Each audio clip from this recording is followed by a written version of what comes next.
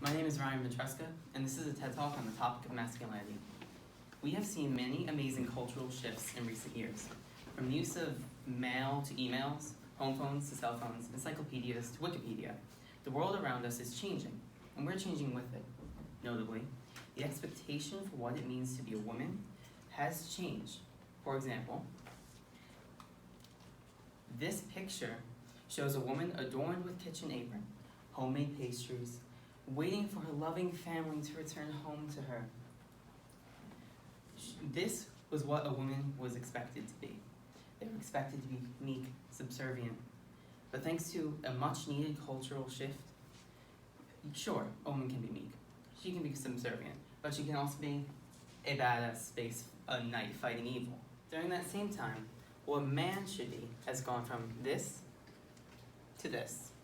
The expectation of what it means to be a man has changed only in minor appearance and not in actuality. The idea that men must be the provider, that they're the strong ones. Phrases like man up and grow a pair echo in playgrounds and lunchrooms and offices and homes. The idea that men have to be strong, that they have to be masculine in order to be successful is an outdated idea and ought to change in order to accommodate our ever-changing society and the individuality of men. We see depictions of men being breadwinners constantly in media. Idea of men in offices providing for their families, nothing new. But men being homemakers is not shown. Men running away from danger because they're scared is not shown. Men crying over a breakup or a funeral is not shown. Just men staring stoically, masculinely, unemotionally at things everyday men would be upset by. This is the image that is held up to men as an example of what they should be. But it shouldn't be that way. Because men feel. Because men aren't always strong. Now, I should say I have great disdain for the idea of masculinity as is. I was never buff. I always struggled with anxiety for the greater part of my life. I've never come home to a prepared meal, mostly because I want to do the one cooking. I was never, in the traditional sense, masculine.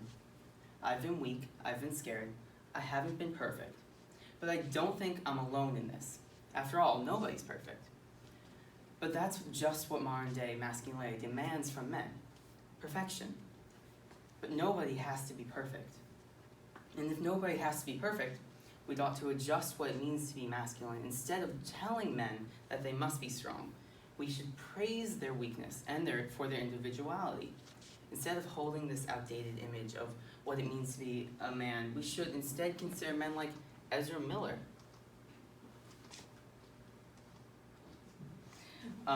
Wearing feminine dresses to an event that has historically called for masculine attire. Men like Miller act as themselves, act in ways that ignore the expectation of masculinity.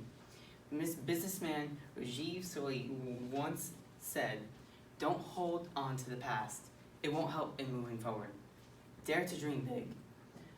So let's bring these expectations we hold ourselves to into the new age. The age of email instead of mail, cell phones instead of home phones, Wikipedia instead of encyclopedias.